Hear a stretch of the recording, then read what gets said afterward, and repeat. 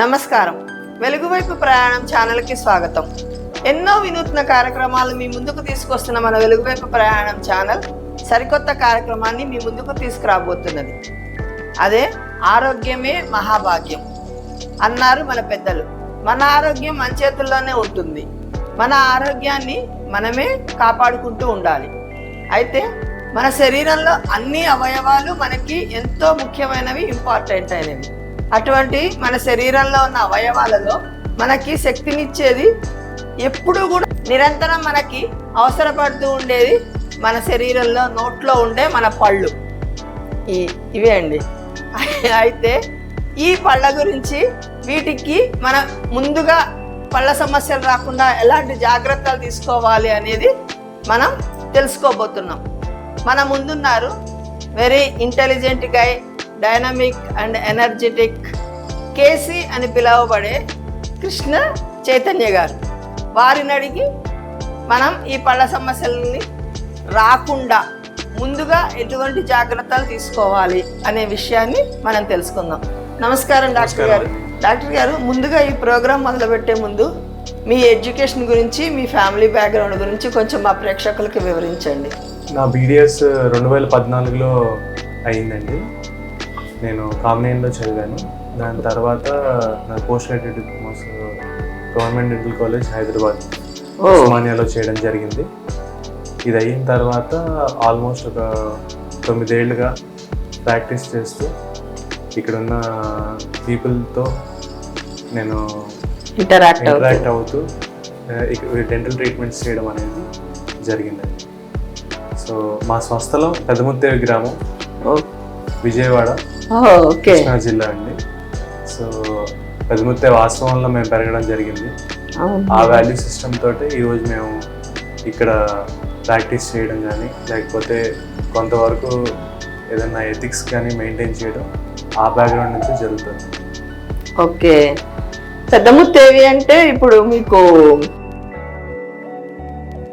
ఈకే గారు తెలుసా? మీకేమైతే ఈకే గారు ఎక్రల్ కృష్ణమాచార్య గారు, మా నాన్నగారు చిన్నప్పటి నుంచి ఆ బ్యాక్గ్రౌండ్ లో పెరగడం, అవి ఎక్కువ శాతం ఆ వాల్యూ సిస్టమ్ నుంచి రావడం జరిగింది. మీకు చుట్టాలు అవుతారా వారేమన్నా?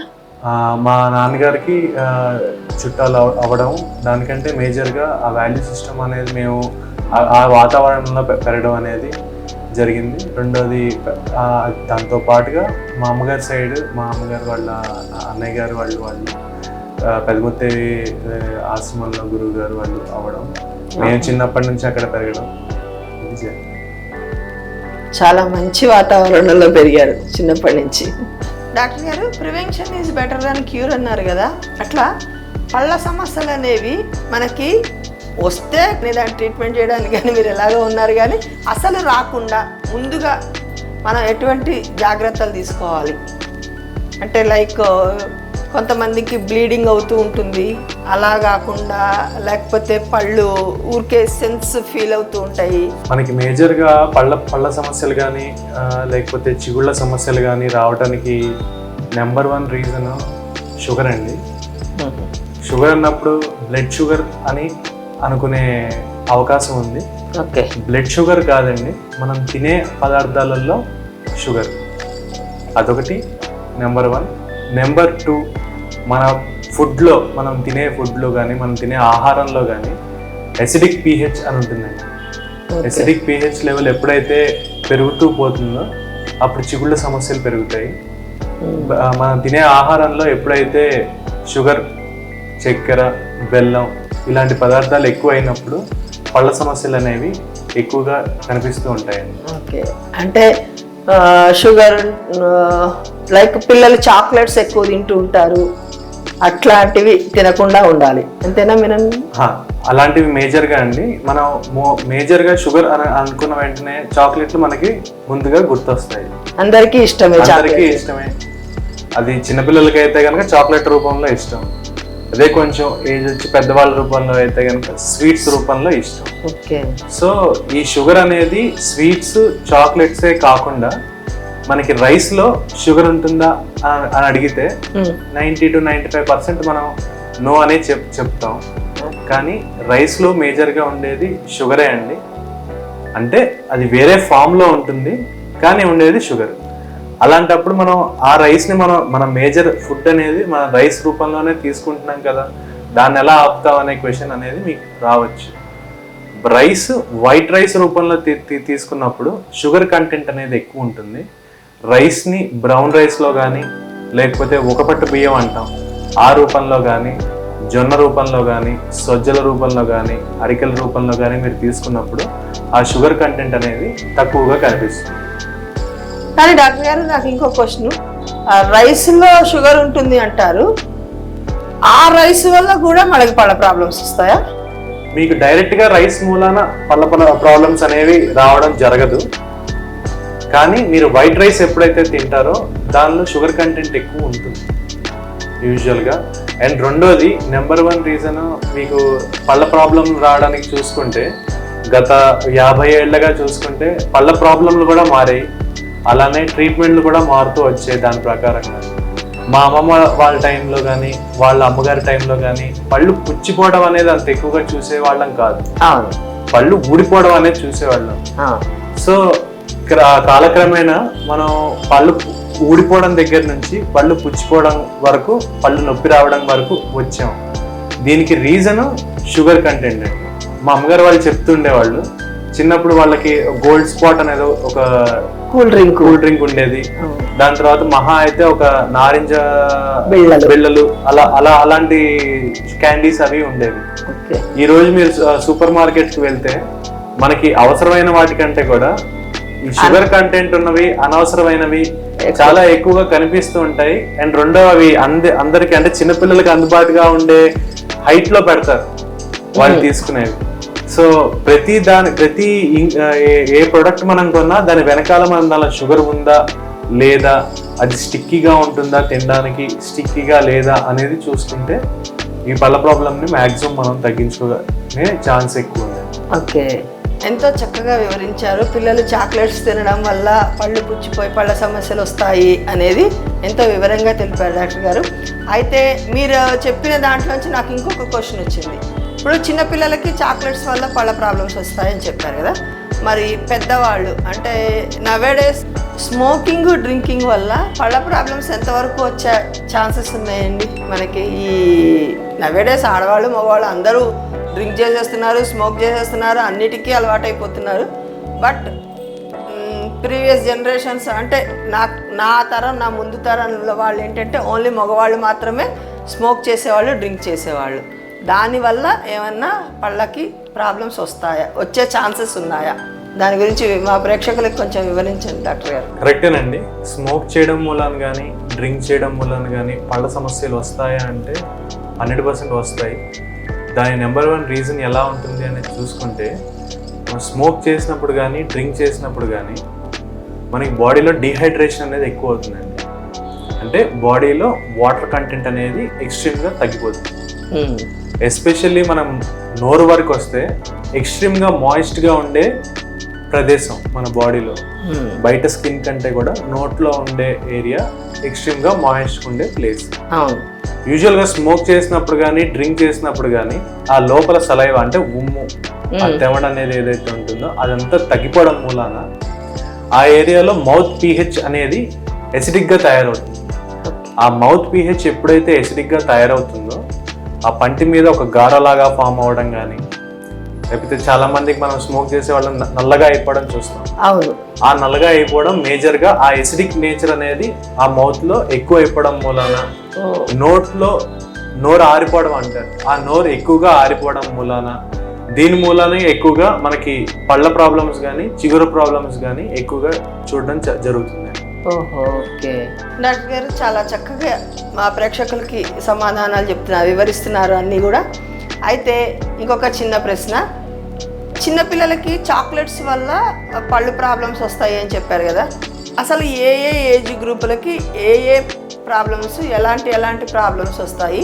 ఒక్క చాక్లెట్స్ వల్లే ఈ ప్రాబ్లమ్స్ వస్తాయా, ఇంకా వేరే ఏదైనా కారణాల వల్ల మనకి ఇటువంటి ప్రాబ్లమ్స్, పళ్ళ ప్రాబ్లమ్స్ వచ్చే అవకాశాలు ఉన్నాయా? సో మీరు చిన్నపిల్లల వరకు అడిగినప్పుడు నెంబర్ 1 అందరికీ అర్థమయ్యేది గుర్తొచ్చేది చాక్లెట్స్. అది వాళ్ళు తింటున్నారు, మనం ఎక్కువగా దాన్ని ఆపడానికి ట్రై చేస్తున్నాం. ఇది కాకుండా మనం యాజ్ పేరెంట్స్ వాళ్ళకి ఇచ్చే పదార్థాలలో మ్యాక్సిమం షుగర్ కంటెంట్ మనకి తెలియకుండా ఉండే ఛాన్స్ 100% ఉందండి. సో ఇది యూజువల్లీ మనం ఎవరికి వాళ్ళ మంచి జరగాలనే మనం ఇస్తాము, కానీ మనకి తెలియకపోవడం మూలాన వాటిలో షుగర్ కంటెంట్ ఉంటుంది. దానిలో నెంబర్ 1 ఉండేది మనకి ఏవైతే సప్లిమెంట్స్ ఇస్తాం చూడండి, అంటే నా ఉద్దేశం ఒక బ్రాండ్ పేరు మీద చెప్పడం అని కాదు. యూజువల్గా మనం ఎన్ష్యూర్ కానీ, కిడ్జో అని కానీ, లేకపోతే పీడియాష్యూర్ అని కానీ, బార్న్విటా అని కానీ, కాంప్లైన్ అని కానీ ఇవన్నీ ఇస్తాం. పాలల్లో వేసి మనం కలిపి ఇస్తూ ఉంటాం. సో దాంతో పాటు చక్కెర కూడా కలిపిస్తూ ఉంటాం. సో షుగర్ కంటే మేజర్ గా డ్యామేజ్ చేసేది ఇదండి, అంటే చాక్లెట్ కంటే మేజర్ గా డ్యామేజ్ చేసేది ఇది. ఎందుకంటే మీరు బార్న్విటా గానీ లేకపోతే ఏదైతే మీరు కొంటున్నారో దాని వెనకకి తిప్పి చూస్తే ఇంగ్రీడియంట్స్ అనే కాలం ఉంటుంది. దానిలో వాళ్ళు క్లియర్ గా మెన్షన్ చేస్తారు ఇంత షుగర్ కంటెంట్ ఉంది, ఇంత షుగర్ కంటెంట్ ఉంది అని. సో అది మనం వాటర్ లో కలిపి కానీ లేకపోతే పాలల్లో కలిపి కానీ దాంతో పాటు మళ్ళీ చక్కెర వేస్తే చాక్లెట్ కంటే ఒక 10 ఇంతలు ఎక్కువగా పంటి మొత్తానికి ఈవెన్ గా స్ప్రెడ్ అయ్యి అది అక్కడ ఉండడానికి ఎక్కువ ఛాన్స్ ఉంటుంది. అందుకనే కొంతమంది పిల్లల్లో మనం బ్లాక్ గా రావటం, మొత్తం పళ్ళన్నీ బ్లాక్ గా రావటం ఇది చూస్తుంటాం. మేజర్ గా మనం ఏమనుకుంటాం అంటే వాళ్ళు ఏదో చాక్లెట్లు ఎక్కువ తినేస్తున్నారు దాని మూలన వస్తుంది అనుకుంటాం. సో పేరెంట్స్ ఉద్దేశం 100% గా వాళ్ళకి మంచి జరగాలి, వాళ్ళ ఎదుగుదల బాగుండాలి అనే వాళ్ళు ఇస్తారు. సో కమర్షియల్ గా మనకి బయట ఉన్న వాటికంటే కూడా మనం ఇంట్లో ఏదైనా కలుపుకొని లేకపోతే ఒక 4-5 డ్రై ఫ్రూట్స్ అవి మీరు చూసుకొని వాటిని పౌడర్ లాగా కొట్టి దాన్ని పాలల్లో కలిపి ఇవ్వటం బెటర్. సో దీని మూలాన మీరు మ్యాక్సిమం చిన్నపిల్లల్లో క్యావిటీస్ కానీ లేకపోతే చిన్నపిల్లల్లో పళ్ళు పిప్పి వచ్చేయడం కానీ ఇది మీరు కంట్రోల్ చేయొచ్చు. అంటే బోర్న్విటా కానీ ఇట్లాంటివి ఏదైనా పాలల్లో నీళ్ళల్లో కలిపితే ఆ షుగర్ సరిపోదు, తీపిగా లేదు అని చెప్పేసి కావాలని మనమే కొంచెం షుగర్ యాడ్ చేసి ఇస్తూ ఉంటాం. ఇవి రెండు అవాయిడ్ చేయడం బెటర్. డైరెక్ట్గా ఇస్తే డైరెక్ట్గా పాలు ఇవ్వడం లేదు అంటే మోస్ట్లీ ఇలా చెప్పినప్పుడు పిల్లలు పాలు తాగట్లేదండి అందుకనే మేము కల్పిస్తున్నాం అనేది కూడా మేము చాలా చూస్తూ ఉంటాం. సో మనం దేనికి ఫస్ట్ నుంచి అలవాటు చేస్తే వాళ్ళు దానికి అలవాటు పడుతూ ఉంటారు. సో డైరెక్ట్ గా ఫస్ట్ ఓన్లీ పాలు, ప్యూర్ పాలు, అది కూడా A2 మిల్క్ అంటాం, A2 మిల్క్ అలాంటివి ఇవ్వడం అలవాటు చేస్తే బెటర్. ఇప్పుడు పాలల్లో కూడా కొంచెం కల్తీ వచ్చేస్తుంది కదా, అందుకనేనండి A2 మిల్క్ మీకు ఎవరైనా దగ్గరలో డైరెక్ట్ గా మీరు ఒక కమర్షియల్ దీని నుంచి కొనే ఛాన్స్ అవాయిడ్ చేయగలిగితే చుట్టుపక్కల మీకు ఏదన్నా డైరెక్ట్ గా మీకు గేదెలు అవి పెంచే వాళ్ళు ఉంటే అక్కడ వాళ్ళ దగ్గర A2 మిల్క్ అంటాం. A2 మిల్క్ అంటే స్వచ్ఛమైన ఆవు పాలు, అంటే ఒక మూపురం ఉంటుంది ఆవు మీద, ఆవు మూపురం ఉండి అలాంటి ఆవు పాలుని A2 మిల్క్ అంటాం. సో ఆ పాలు యూజ్ చేస్తే ఎక్కువగా మీకు ఆరోగ్య సమస్యలు కానీ పళ్ళ సమస్యలు కానీ తక్కువగా చూడడం జరుగుతుంది.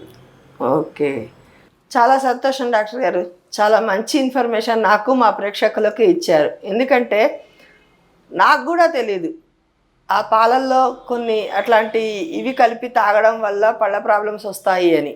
నేను కూడా మా పిల్లలకి ఇచ్చిన దాన్నే మీరు చెప్పినట్టు అటువంటి ఇంగ్రీడియంట్స్ కాకుండా లైక్ ఏ బాదం పొడి ఇట్లాంటివి ఏదైనా కలిపి న్యాచురల్గా ఏమన్నా కలుపుకుని తాగినందువల్ల మనకి పళ్ళ ప్రాబ్లమ్స్ రావు అని మీరు చెప్పిన ఈ సలహాని చూస్తున్న మా ప్రేక్షకులందరూ కూడా పాటిస్తారని నేను అనుకుంటున్నాను. చాలా సంతోషం అండి. మళ్ళా కూడా ఇంకొన్ని క్వశ్చన్స్ తోటి మళ్ళీ మనం కలుద్దాం. నమస్కారం. నమస్కారం. ప్రేక్షకుల సౌకర్యార్థం చిన్న చిన్న ఎపిసోడ్లుగా మీ ముందుకు ఇవన్నీ తీసుకురావడం జరుగుతున్నది. ఎపిసోడ్ ఒక చిన్న జోక్తో ముగిస్తున్నా అండి. ఒక అబ్బాయి ఒక అమ్మాయికి కన్నుగొట్టాడు. అమ్మాయి ఏమైందంటే లాగి పెట్టి కొట్టానంటే పళ్ళు రాలుతాయి అంది. కన్ను చేసిన తప్పుకి పళ్ళనెందుకు శిక్షిస్తావు, నువ్వు చేసిన తప్పుకి నన్నెందుకు శిక్షిస్తావు అని చెప్పేసి పళ్ళు కన్నుతో అన్నాయట. ఈ వారానికి ఈ ఎపిసోడ్తో మనం ముగిద్దాం. మరిన్ని ఎపిసోడ్లు మీ ముందుకి తీసుకొస్తాం. అంతవరకు సెలవు, నమస్కారం. చూస్తూనే ఉండండి మన వెలుగువైపు ప్రయాణం ఛానల్ని.